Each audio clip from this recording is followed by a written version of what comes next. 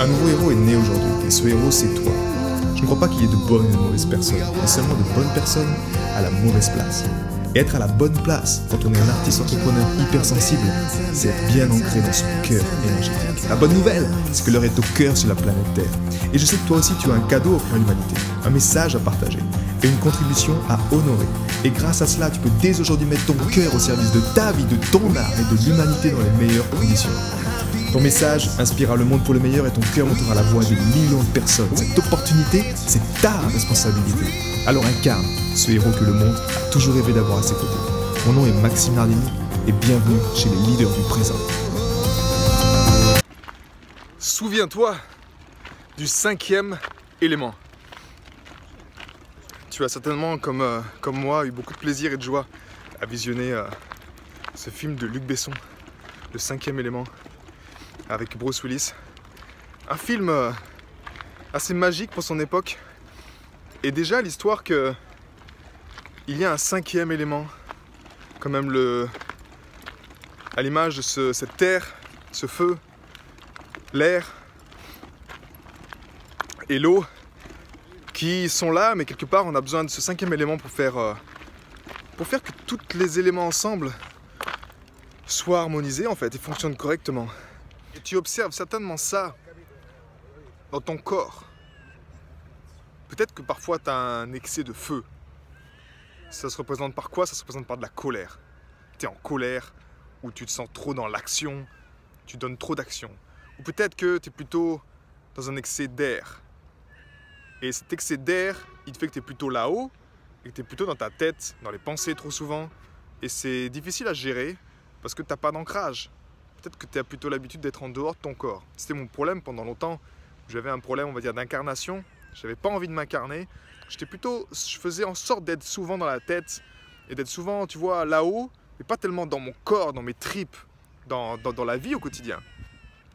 Ou alors peut-être que c'est de l'eau, tu vois. T'es trop yin, t'es trop... C'est ok.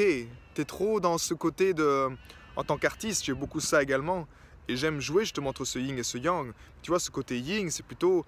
T'es dans une connexion de... T'es pas dans l'action, t'es plutôt dans la réceptivité. Et c'est tout aussi bien. Tu as besoin de ça à des moments. Tu as besoin d'être dans cette réceptivité et de te connecter à cette intelligence qui est plus grande que toi, de canaliser l'information qui est juste pour toi. C'est très bien. Par contre, parfois, tu peux être trop longtemps là-dedans. Et tu peux être bloqué dans ce côté-là, dans cette eau-là. Ou alors, tu es trop terre. Tu es trop dans ton corps. Et ça veut dire quoi? Ça veut dire que ton corps, tu es un peu esclave de ton corps, des désirs de ton corps. Ça peut être sexuel, ça peut être de manger tout le temps, ça peut être toutes ces choses qui sont matérielles, qui sont liées avec ton corps. Et on a tous en fait nos déséquilibres là-dedans. Et on est juste normal, on a tous également des prédispositions. Certains parlent de vata, kapha, toutes ces qualifications qui te disent que tu es un peu plus, tu as cette morphologie, cette physiologie qui dit que tu es un peu plus, tu as naturellement un peu plus ce trait-là, et c'est ok. Et au fond, ce qu'on veut quelque part, c'est qu'en fonction de la situation du moment ou qu'en fonction de qu'est-ce que tu souhaites faire ou accomplir, cette destination où est-ce que tu veux aller, tu as juste envie de pouvoir aller stimuler un côté qui est plutôt feu, sans te dire non, là j'ai pas envie d'y aller, ou c'est quelque chose sur laquelle tu vois inconsciemment tu te retiens parce qu'il y a de la douleur, parce que peut-être que tu avais une autorité, que ce soit ton père ou un patron qui était plutôt toujours dans le feu, en train de te crier dessus, en train de faire avancer les choses, très un peu militaire, tu vois. Et toi, tu as bloqué ça en toi parce que c'est tellement oppressant que tu ne veux même plus l'entendre. Mais le problème aujourd'hui, c'est que tu en as peut-être besoin de ça. Tu as peut-être besoin de réveiller ça, mais tu t'autorises plus à le faire. Et ce 5e élément, il est justement là, tu vois, dans ce film de Luc Besson. Le 5e élément, c'est quoi au fond? C'est l'amour. C'est le cœur. C'est l'amour, cette femme pour la vie, pour l'humanité, qui, grâce à cet amour-là, elle sauve l'humanité en réveillant son pouvoir et en détruisant la météorite qui était en train de venir attaquer la Terre. La même chose pour nous aujourd'hui.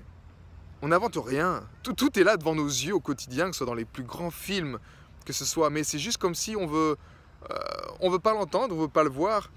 Et en tant que praticien de l'intelligence du cœur au quotidien, en tant qu'expert de l'intelligence du cœur, je vais vraiment t'encourager à considérer cette intelligence du cœur. Car une fois que tu t'y reconnectes, une fois que tu réactives ce 5e élément, tu as même de créer ce lien entre tous ces autres éléments, ok, ce feu, cette terre, cette eau, cette terre, et faire en sorte qu'en fonction du moment, parce qu'on est d'accord qu'on a tous nos cycles, mais en fonction du moment, en fonction de ce que tu as à faire, en fonction de ce qui est important pour toi, mais encore une fois, à un moment T, eh bien tu peux, grâce à l'intelligence du cœur, puiser et faire en sorte de rééquilibrer ces éléments-là pour aller peut-être puiser enfin dans du feu. Si tu as besoin de réveiller du feu et de faire avancer ton projet, ou si tu as besoin plutôt de calmer cette rage intérieure, ben, tu peux également aller chercher un peu plus d'eau, ok, pour calmer ça, ou un peu plus d'air. Peu importe, mais en tout cas, cette intelligence du cœur est extraordinaire. Et je ne me lasserai jamais de te partager ça, parce qu'elle est universelle, elle est simple. Je te rappelle encore une fois que ton cœur bat tout seul en ce moment. C'est bien qu'il y a une intelligence, il y a quelque chose qui est là, qui est présent. Et le simple fait d'honorer ton cœur chaque jour, d'aller puiser cette intelligence au quotidien, t'aide à créer cette résilience entre ces différents éléments et à être pleinement conscient de ton 5e élément pour le mettre enfin en action et pour le mettre au service de ta vie, au service de ton œuvre et aussi naturellement, quand ça vient avec le cœur, c'est au service de l'humanité. J'ai été très heureux de te partager toutes ces informations. Si elles t'ont inspiré, sens-toi libre de partager ce podcast à des amis qui pourraient en bénéficier. Et si également tu souhaites partir en week-end encore plus inspiré, sache que chaque vendredi, j'envoie un mail à ma communauté. C'est un mail concentré, j'ai appelé ça les pépites de la semaine, dans lequel je partage vraiment toutes ces choses qui m'ont inspiré et qui m'aident à mettre mon cœur au service de ma vie, au service de mon œuvre et au service de ma contribution. Rendez-vous sur maximenardini.com/cœur pour t'inscrire et recevoir toutes ces pépites. À bientôt. Ciao.